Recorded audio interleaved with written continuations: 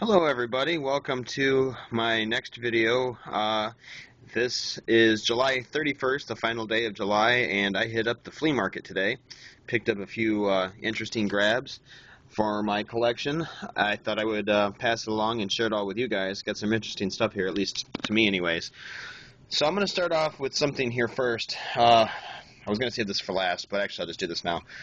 I have an original Game Genie in my hand here for the Game Gear.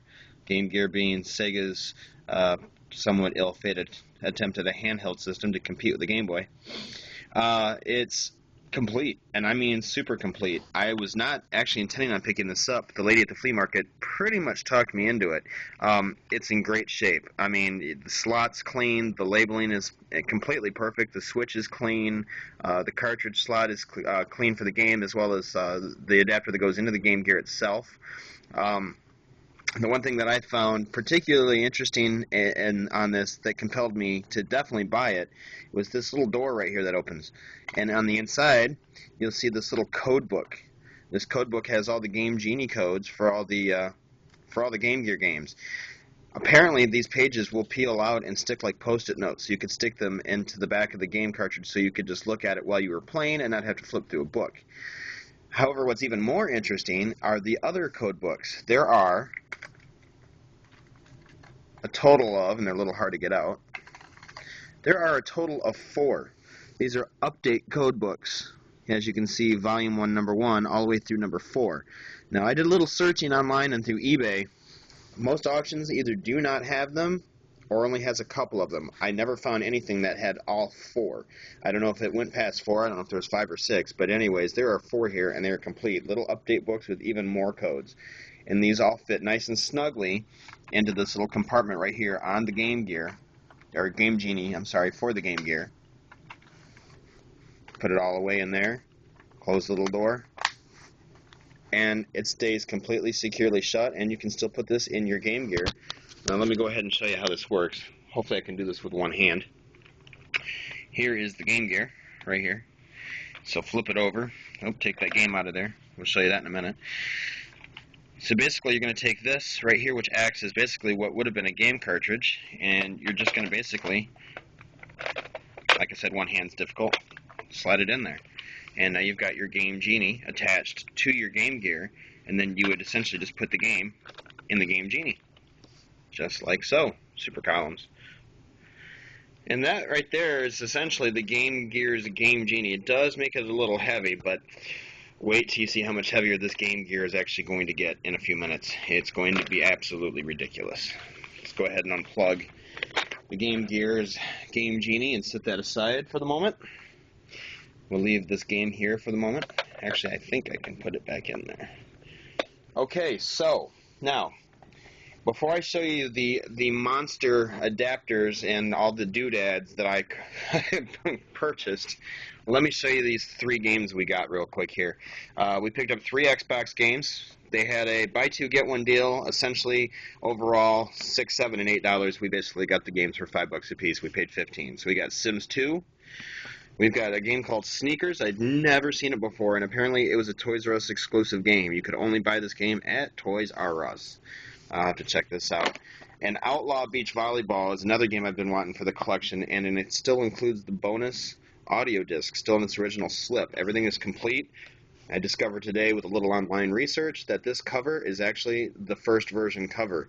There is an alternate cover to the game. Otherwise, everything is the same. So, you know me and my OCDs, I'm going to have to probably find the other cover now. So that right there, I think, brings up the game collection to 526, I believe. I'm not sure. So now we're going to move on to the fun stuff here.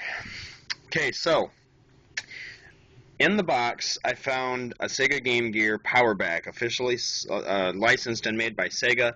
It was basically a Power Pack adapter for the Game Gear. Therefore, you could save money on batteries, because when you bought batteries for this, you bought them often. The Game Gear was pretty much notorious for eating through batteries super, super fast. It took 6 AA batteries to run this thing, and it would only last for a couple hours. That's where the Power Pack comes in.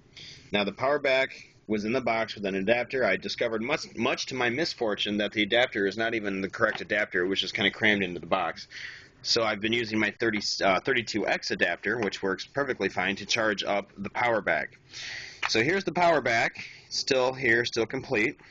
But I'm going to put this on the Game Gear second, and I'm going to show you why. Let's go ahead and sit that right there. This, my friends, is something else I had never seen before. The super wide gear, a magnifying screen for the Game Gear. This thing is huge. Okay, I mean, it's not even just a regular little tiny magnifying screen. I mean, the thing's a freaking box. It's just ridiculous. So here's the deal. You have to put this on first before you can put the power pack on. So I'm going to go ahead and I'm going to flip this over. And once again, bear with me, I'm doing this with one hand. I'm going to attempt to slide this on. Oh, there we go. So now I have to line it up with the screw hole. There's a screw hole there on the bottom, right there, as you see. Okay. Now there is a reason for that. Let me go ahead and sit this down right here. Turn this around. Now here's the reason for the screw hole. There's a screw on the power pack. Okay, this is starting to already get a little ridiculous. You've got these slots here and these slots here. So we're going to go ahead and fit those in. We're going to turn that screw, starting to secure itself into the system and into the screen. Take a quarter and you can tighten it up. It's just a little coin slot shaped little line there. Put that in there and there, it's tightened up. Okay. Now the next step is to plug this cord into the power spot on the Game Gear itself. And then the last step is to turn around and take this metal arm, as you can see right here, and fold this over the top of the Game Gear. Now, my friends, we have a monster, and it weighs a ton. I swear, this thing is so ridiculous. It's almost like they just totally failed when they made the Game Gear in the first place. There's just no need for this. First of all, they could have found a better way to consume your battery power, and second of all, or let me just say not consume your battery power, and second of all, is this screen really necessary? I mean, yes, it's a small screen, but it was never that terrible. I guess maybe people wanted to have a bigger picture or a bigger screen. I guess they could have made a bigger screen on the handheld, but that probably would have meant more battery power. I don't know. Overall, I think this is just absolutely ridiculous, and it doesn't even look cool. It looks like just an enormous black plastic monstrosity. But because I'm a collector, I have to have it all, like it or not. It's just the way it is. So here we have what I'm now going to call my Sega Game Gear monster. Much like my Tower of Doom over here, I now have my Sega Game Gear monster.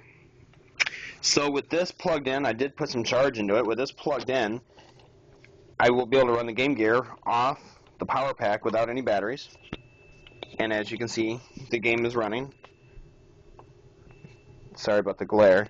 It's being magnified with the... And we got super columns. So I would show you the gameplay, but again, I'm only doing this with one hand. So, let's go ahead and shut this off.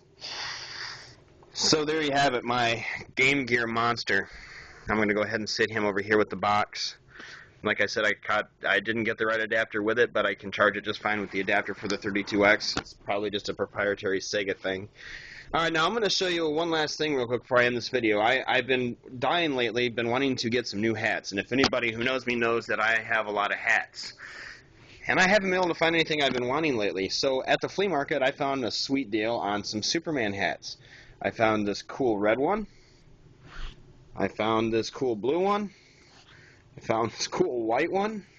And I found this cool-ass black one. And they all say Superman on the side. And they all have nice little colored trims. And they're just fantastic. There's only one problem. They don't fit me.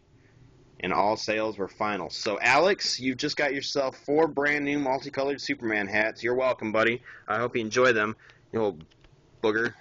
Now Daddy has got to go find himself yet another new hat. Also for Alex, while I was at the flea market, I got him a Bakugan. It was only $2. I'm sure he'll love that. And here's the one thing that really got me. I hate Pokemon with a passion. I am totally not into Pokemon, but my son loves it. So he got 3 packs of Pokemon cards that are actually still currently at retail at Walmart for $3.99 a pack. $1 a pack at the flea market. So I'm sure he will enjoy that. Well, anyways, thank you for watching my video.